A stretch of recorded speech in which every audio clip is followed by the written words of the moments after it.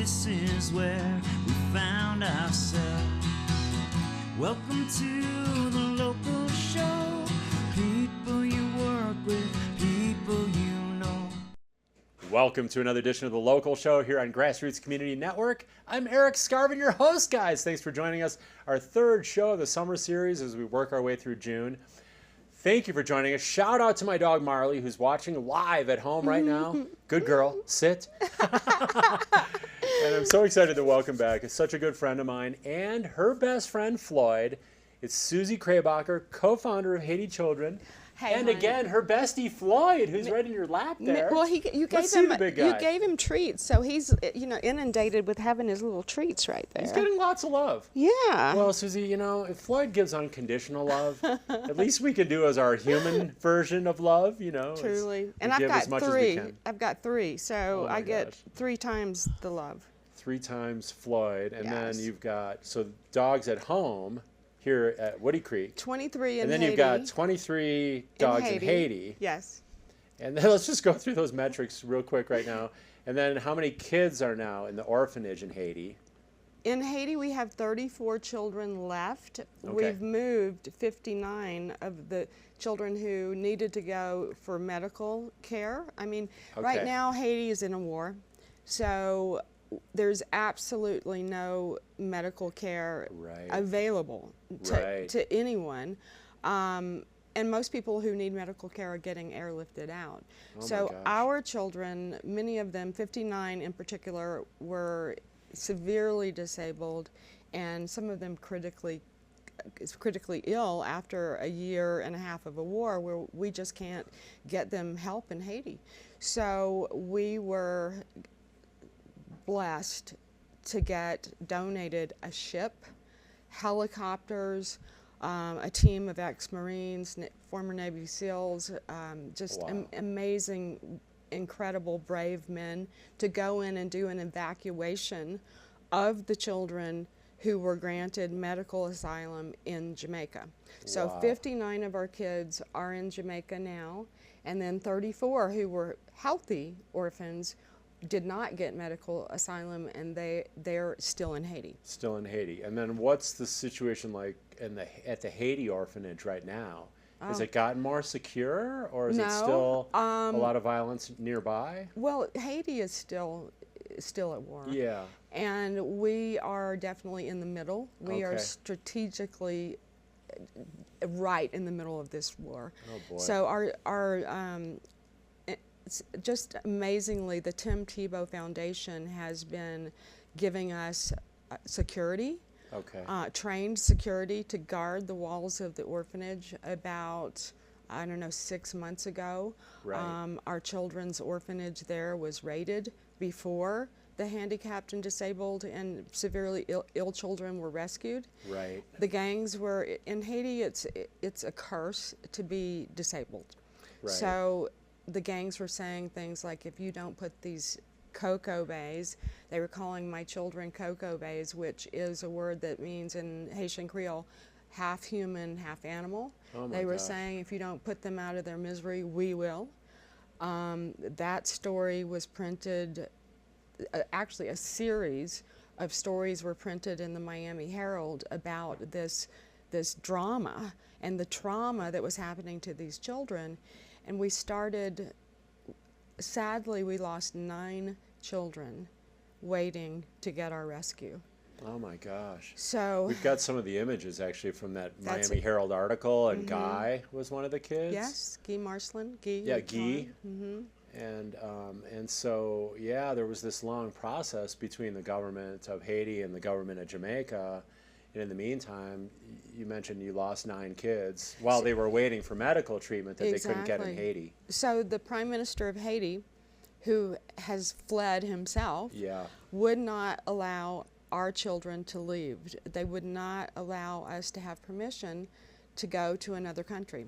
So after months, actually 14 months of begging, pleading, and then finally, I have to say, I don't think that without the Miami Herald article sort of giving a pressure campaign on him saying, why is it that you will not let these children go to get medical help? Yeah. You can't help them in this country. Let them go somewhere where they can get help. And finally, he signed the paper, the formal document, and these children are all mine and Joe's children, not biologically, of course, but every single one of these children we've raised.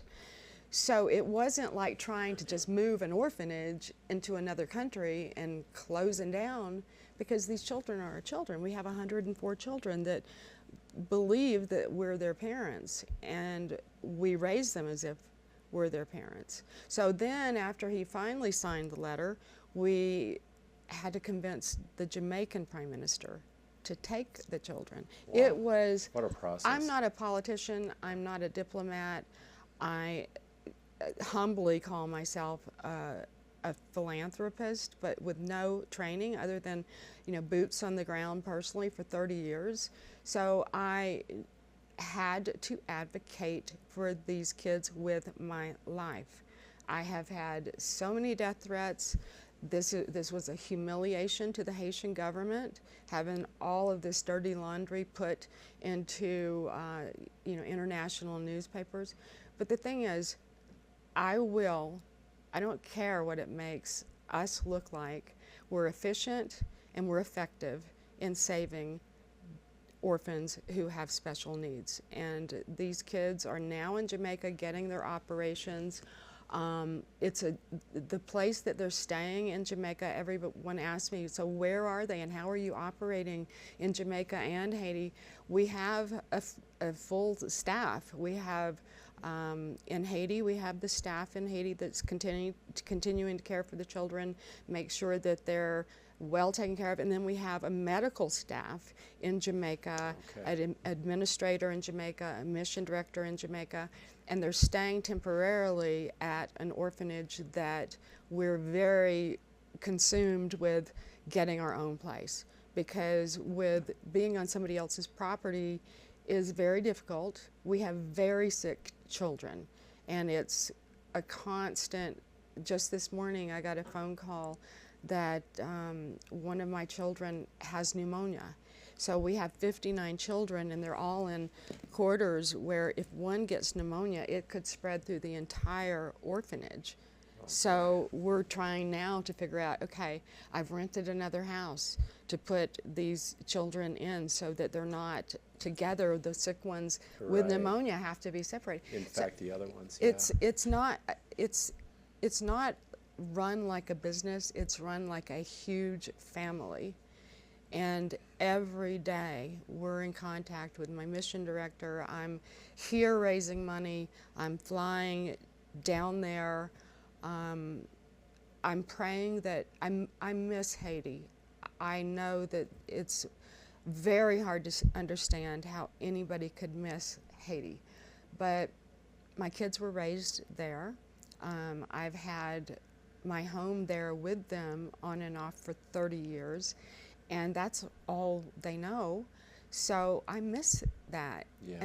And the Kenyan government has just come under UN authority to send troops to Haiti. Yeah. And I believe that there's hope. I'm very distraught that they're only sending 1,000 peacekeeping troops, but I'm hoping that when they get there and they see that 1,000 policemen are not going to be able to push back tens of thousands of gang members, that they're going to see that we've got to send more. Right. Well, we want to get to, we've got so much to get to, but how people can help with these processes, because there's a lot of challenges taking care of these kids, and they weren't just orphans, they were orphans in need, with medical needs, and some with really terminal illnesses and serious ailments and diseases. So we want to get to the hopeful part and how people can help. We also have a great video that we want to show with some of the rescue efforts to Jamaica. So we're going to take just a quick break. To do that, we're going to show the video now? No, we're going to take a quick break. And then I want to thank our summer underwriters for putting on the series this summer. and meaningful shows like this week with Susie from Haiti Children. We've got Aspen Square, Gonzo Nation and Windwalkers, Haiti Children, Klug Properties, Paradise Bakery, Local Spirits, Pitkin County Solid Waste Center, Sundog Athletics, the Hope Barn, and the Wheeler Opera House. We're going to go to our only break of the show, guys. It's about 2 minutes. We'll be back with Susie and more on Haiti Children and how you can help, so don't go away.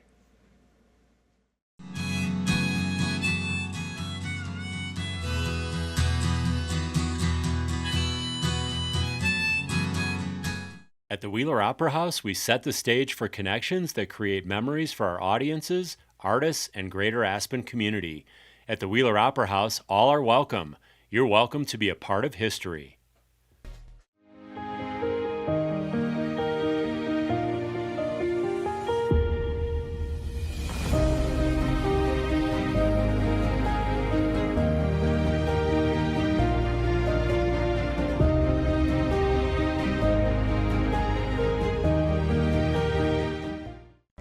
I'm so passionate about this community. I absolutely love living here and raising my family here.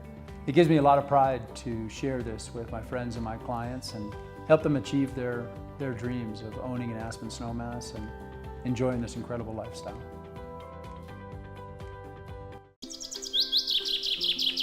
Want to live like a local?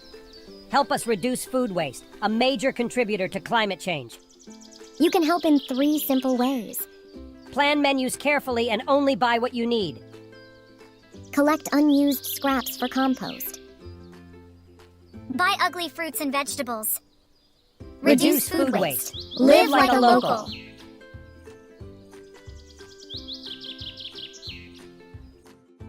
Brought to you by Paradise Bakery and Gelateria, serving Aspen for 42 years. Providing exceptional service for over 50 years, Aspen Square features studio and larger condominiums for nightly rental with an ideal downtown Aspen location. They offer fully equipped kitchens, wood-burning fireplaces, and private balconies with full hotel-style services and gracious hospitality. Aspen Square is proud to support the local show. Independence Pass Foundation, celebrating 35 years of encouraging stewardship, safety, and appreciation of Independence Pass. Sundog Athletics is your opportunity to experience the thrills of adventure sports, offering mountain and road biking instruction, fitness hiking, and Aspen's exclusive instructional canoeing and e-biking adventures. Welcome to the local show. People you work with, people you know. Thank you for sticking with us this week on the local show. We've got a very special edition here with Susie Krabacher of Haiti Children.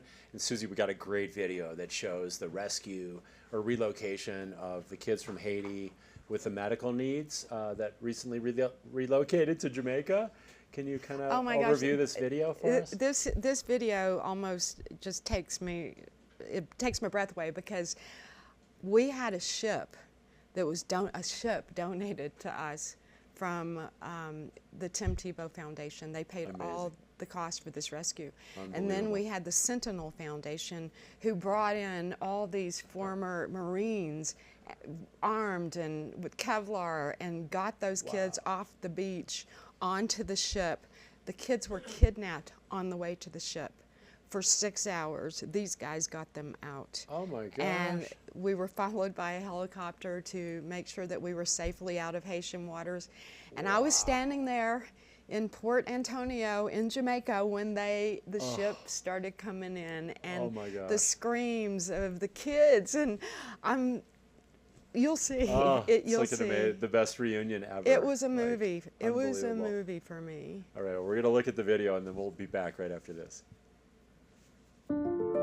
In a remarkable display of humanity, Haiti Children has accomplished an extraordinary mission. Amidst the turmoil in Haiti, 59 disabled children and their caregivers have found safety in Jamaica. The mission, led by Haiti Children's founder Susie Krabacher, began nearly a year ago in response to rising gang violence and political instability. These children, threatened by severe supply shortages and violent gangs, were in dire need of rescue. After months of careful planning and negotiations with both Haitian and Jamaican governments, 72 individuals, including 59 disabled children and 13 caregivers, embarked on a perilous 36-hour ocean voyage to reach the safety of Jamaica's northeastern coast. It was a journey of hope, filled with tears and prayers, as they left behind a land of danger and despair. Against all odds, these children reached Jamaica, a testament to the resilience of the human spirit. The children were greeted with compassion and care. Despite their seasickness, their faces lit up with joy as they cried out to their mother and rushed into Susie's arms. These reunion moments were nothing short of miraculous. Now housed at a temporary facility under the supervision of Haiti children's staff while we seek permanent accommodations, ensuring these children have the food, medicine, and care they need to thrive. The children are starting a new chapter filled with hope and healing. Your prayers, your expertise, your generosity have been their lifeline, but our mission is far from over. Many lives are counting on us, and we need your help to continue nursing them back to health and securing their future. Donate today and be a part of this life-saving mission. Together, we can make a difference. Together, we can bring hope. Susie, that moment as after going through all those challenges, all that time, over a year, almost a year and a half of dealing with these governments, the kids finally land in Jamaica. And then one of your kids, tell about one of the success stories since arriving in Jamaica and getting needed medical treatment. So one of my children was abandoned. His name is Baby Joe. I named him after my husband. Baby Joe had hydrocephalic syndrome, and we had to get him somewhere for the surgery. So we've just had the surgery done in Jamaica. Baby Joe is 3 years old, and he is now talking. He's going to live. That's amazing. Because of this rescue. I don't know how to stress to people that every single day helping us helps save a life. It really does. We have another little boy named Mubins, 14 years old, who just got, his colon had died. Okay. And this is probably due to a birth defect, but he just got surgery that now he can get off of a colostomy bag, which as a 14-year-old, can you imagine having to live with that? No. So every day, someone is getting what they need to live because of people helping us. So let's channel people into those avenues of how they can help, and one of the things I like to do is go into the website and then pick out how I want to help. Exactly. But can you talk about that a little? Like like Sammy's Clinic. Sure. Because I had a dog named Sammy. I know. So, I mean, talk a little bit more about that. We have, of course, our medical ministry is incredibly important. That right now is where a lot of our focus is, because these kids are sick. They were born with severe disabilities and things that if they lived here could be actually solved. Right. They wouldn't have those disabilities. Right. Now that we have them in Jamaica, our job is to work with specialists, to work with the neurologists and gastroenterologists, even trauma therapists, because the kids have been traumatized. They were kidnapped on the way. During the rescue, they were detained and kidnapped by the gangs before they got to the ship.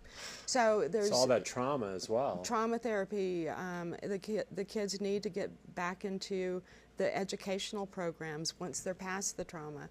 So there's education, there's medical, there's just the daily feeding of the children. Our budget just to feed the children is $120,000 a year. Oh my gosh. And that's not, can you imagine even feeding a family for that in Aspen? But these children have special dietary needs as well. Yeah. So people can find those different aspects on the website, which is HaitiChildren.org. Yes. And then they can look in and see the, donate to some of the medical aspects, right, the educational aspects, the food. Right, and it gives you an opportunity if you want to help this asylum program in Jamaica. Jamaica's more expensive than Haiti. We don't know how long we'll be there. We'll be there until we can safely go back to Haiti. But the kids that are sick can't go back to Haiti because they can't run. And it's very difficult to get them to any, like I said, medical care in Haiti. So we don't know how long we'll be there. People can donate to that program to help these kids stay there while they get their medical treatment. And that's been a real issue for us. Funding for this is incredibly important. We don't want to have worked that many months just to have them leave without getting the care they need. Right, right. And I think spreading the word, you know, sharing this message, right? It'll be on television, and people share it with other people. That has a lot of power, you know. Exactly. That creates that multiplier effect.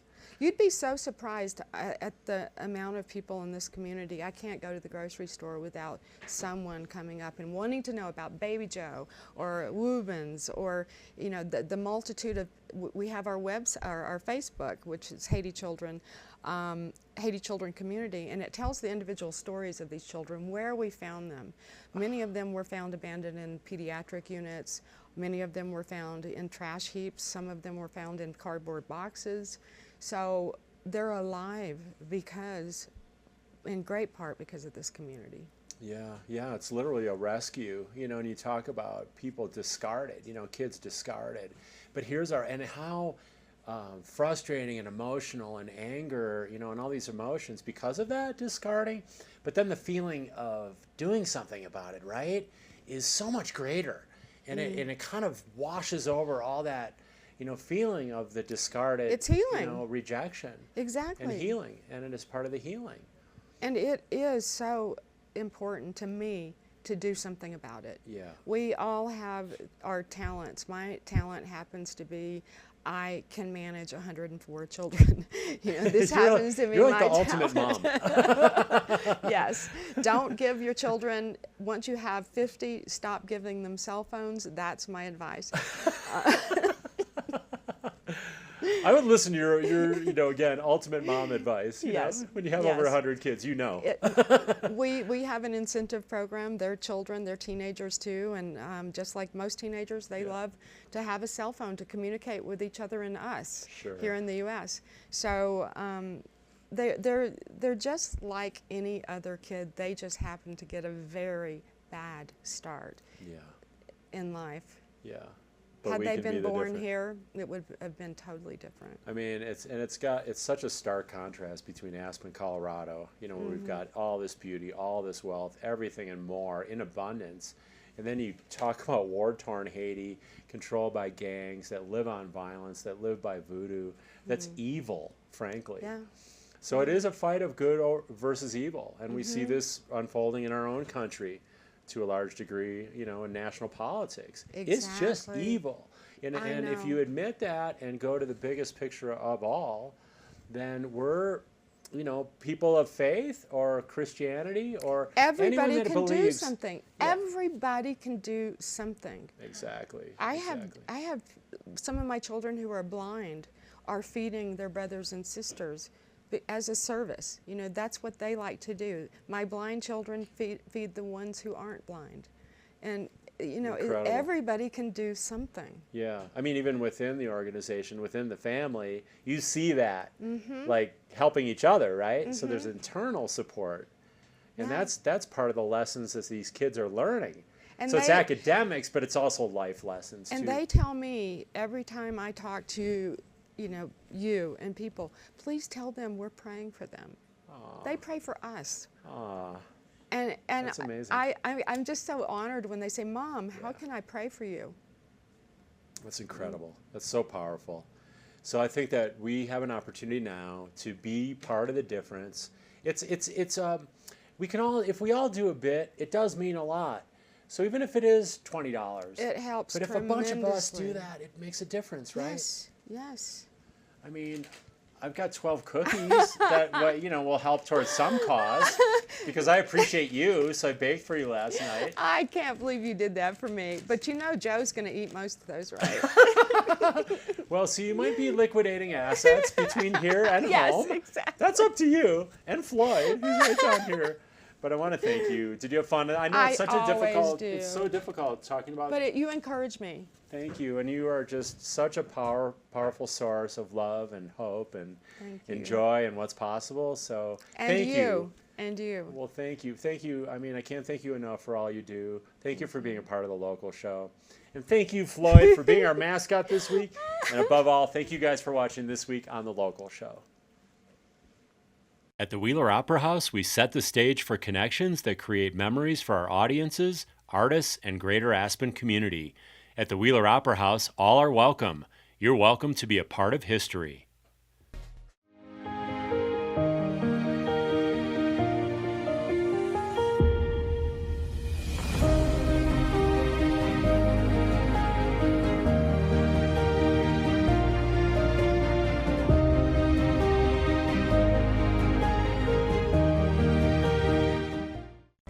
I'm so passionate about this community. I absolutely love living here and raising my family here. It gives me a lot of pride to share this with my friends and my clients and help them achieve their dreams of owning an Aspen Snowmass and enjoying this incredible lifestyle. Join the string beans in helping reduce food waste in our community. Plan menus carefully and only buy what you need. Collect unused scraps for compost. Ask for smaller portions in restaurants. Take home leftovers to eat later. Donate unopened food to our food bank. Let's work in concert to reduce food waste. Welcome to the